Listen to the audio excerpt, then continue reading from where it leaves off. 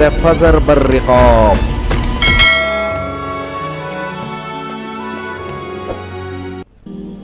देर तक बात करने और सुनने का सबसे बड़ा नुकसान ये है, फजर की नमाज ज़ाय हो जाती है।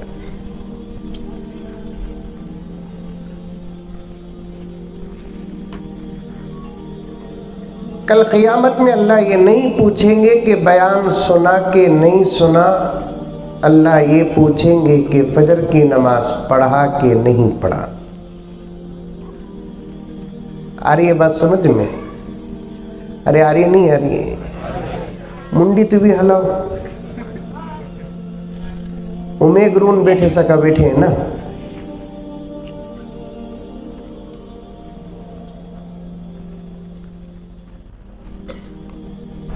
मैं जानता हूँ बेंगलोर और हैदराबाद में और दूसरे शहरों में खरियों के मुकाबले फजर की नमाज का एहतमाम बहुत कम है। बात अगर गलत हो तो माफ़ फरमा दें।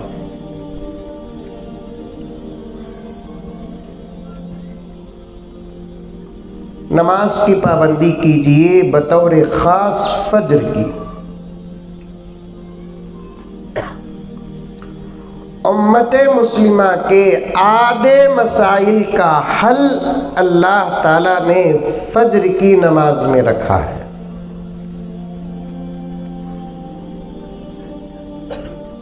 और जिसकी फजर की नमाज छूटी, उससे बड़ा उस दिन का कोई नुकसान नहीं। पूरी रात तकरीर सुनकर फजर की नमाज छोड़ देना ये सबसे बड़ी हिमाकत है। नमाजों की पाबंदी करो। मर्द हजरात भी, पर्दे में बैठी हुई माँ और बहनें सब अल्लाह के सामने सर झुकाओ। सारी दुनिया हमारे सामने सर झुकाएगी।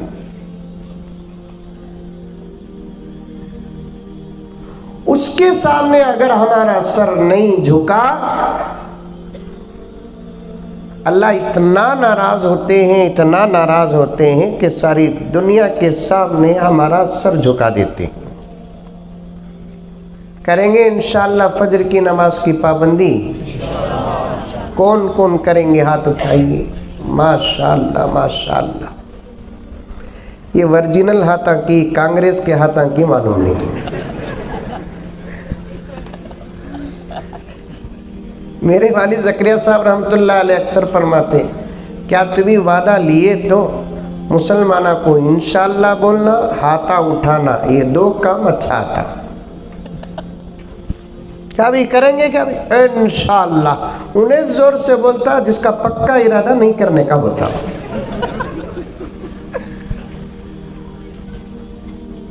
है नहीं हालात करना। नौजवानों, नमाज की पाबंदी करो।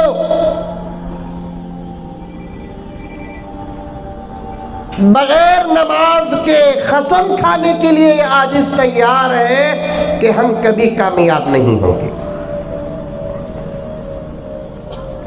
करोड़ों रुपए की मस्जिदें, हजारों गज की मस्जिदें वैरान और खाली पड़ी हुई हैं। अफसोस है। हजरत क़िबला तशरीफ़ फरमा है, पीछे बैठे हैं कि नहीं वो भी मालूम नहीं मुझे। महाराष्ट्र गया था, एक वाक़िया मुक़द्दमे में पेश कर देता हूँ। महाराष्ट्र मालूम अमेरिका में है? अरे मालूम नहीं मालूम? लातूर से भी ज़रा ऊपर, गांव का नाम इस वक्त जहन में नहीं आ रहा है। 3-4 रोज़ का दौरा था मेरा। एक गांव में बयान करने के बाद जिस जगह को मुझे जाना था, दूसरे दिन वो गांव वाले उसी पहले दिन के जलसे को आ गए मुझे लेकर जाने की बात करने लगे। मौलाना यहाँ से 30-40 किलोमीटर है गांव, चले जाएंगे, फिर सुबह को आना जाना लंबा मसला होता, तो मैं भी तैयार होकर चला गया। मेरी आम आदत होती है मस्जिदों में या मदरसों में क़ियाम करने की, पहले ही से तय किया था। तो एक मस्जिद में क़ियाम हुआ मेरा,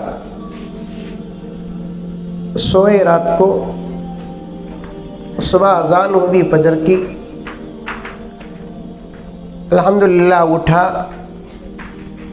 जिस कमरे में सोने का इंतज़ाम था उसी कमरे में पूरा इंतज़ाम था वज़ू का, सबका। ज़रूरत से बाद फारिग होकर वज़ू करके वहीं सुन्नत नमाज पढ़कर नीचे मस्जिद को जब गया, पूरी मस्जिद खचाखच भरी हुई है। 100% अगर कहूं तो मुबालगा नहीं, 100% अगर कहूं तो मुबालगा नहीं। थोड़ी देर के लिए मैं क्या सोचा कि शायद फजर के बाद में मुझे बयान करना है, निज़ाम हुआ होगा, ऐलान हुआ होगा फजर के बाद में मौलाना का बयान है, इसलिए लोग जमा हो गए हैं। नमाज भी मुझे पढ़ाने के लिए बोले तो मैंने फजर की नमाज भी पढ़ाई। उसके बाद फिर शायद सोच रहा था कि अब ऐलान होगा कि भाइयों तशरीफ़ रखो, मौलाना का बयान होगा, मौलाना की बात, कुछ भी ऐलान नहीं। फिर तालीम करना था, थोड़ी देर तालीम फ़ज़ाइल अमाल पढ़ा, उसके बाद दुआ करना था, दुआ कर दिया। उसके बाद लोग उठकर, कुछ लोग मुसाफ़ा किए, कुछ लोग उठकर चले गए, बात भी नहीं, बयान भी नहीं। मैं भी उठकर आकर कमरे में बैठ गया। थोड़ी देर के बाद एक साहब आकर पूछे कि हज़रत चाय पिएंगे? मैं बोला इससे ज़्यादा सादत की बात क्या हो सकती है। नमाज के बाद अगर चाय मिल गई तो समझ जाना नमाज कबूल हो गई। क्या बोला ना, वो भी फजर का वक्त है, ठंडा ठंडा मौसम है, उठे ही पेट खाली है, चाय बिस्किट पूछ रहे ना, भी ला कर दिए, चाय बिस्किट खा रहा था, पी रहा था। जो सवाल आपके जहन में इस वक्त है, मेरे भी जहन में वही सवाल था। मैं पूछा, एक बात है कि आज मस्जिद खचाखच भरी है, ये आज ही का मसला है या हर दिन का? जो जिम्मेदार हजरात बैठे हुए थे, नहीं हजरत, अल्हम्दुलिल्लाह तकरीबन 8-10 साल से हमारी मस्जिद में फजर का यही मंजर है। कितने साल से? 8-10 साल से हमारी मस्जिद में फजर का यही मंजर है। मैं पूछा इसका राज क्या है, कैसी हुई इसकी मेहनत, क्या तरीका अपनाया गया? तो एक साहब की तरफ इशारा करके कहने लगे कि हजरत ये हमारी मस्जिद के सदर साहब हैं, ये जब से हमारी मस्जिद के सदर बने हमारी मस्जिद की फजर का मंजर ही बदल गया। हैदराबाद में मस्जिदा में सदरा ही, अरे हई नहीं, मुंडी तो भी हलाओ रे बाबा, हई हैदराबाद में मस्जिदा में सदरा ही, अल्हम्दुलिल्लाह। बेंगलुरु में भी मस्जिद में सदरा ही।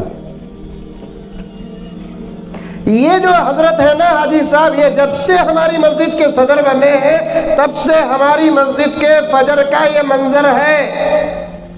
मैंने सदर साहब से पूछा, हजरत क्या बात है कि आप सदर बनते ही मस्जिद का ये मंजर हो गया, क्या तरीका है? तो उन्होंने कहा कि हजरत अल्हम्दुलिल्लाह, मैं मेरे माँ बाप की तरबियत से नमाजी हूँ अल्हम्दुलिल्लाह। जब मुझे मस्जिद की जिम्मेदारी आई, मस्जिद का जिम्मेदार बनते ही मैं पूरे मोहल्ले वालों के लिए 2 शर्त लगा दिए। पहली शर्त फजर की नमाज, दूसरी शर्त हर घर का बच्चा हमारी मस्जिद का मकतब में पढ़ेगा। उसके बाद मैंने कानून लगाया, जिस घर का फर्द और जिस घर का मर्द फजर की नमाज को ना आए और जिस घर का बच्चा हमारे मस्जिद के मकतब को ना आए, हमारी मस्जिद से दफ्तर उसके निकाह को नहीं जाएगा, मर जाए तो जमात नमाज जनाजा नहीं पढ़ेगी।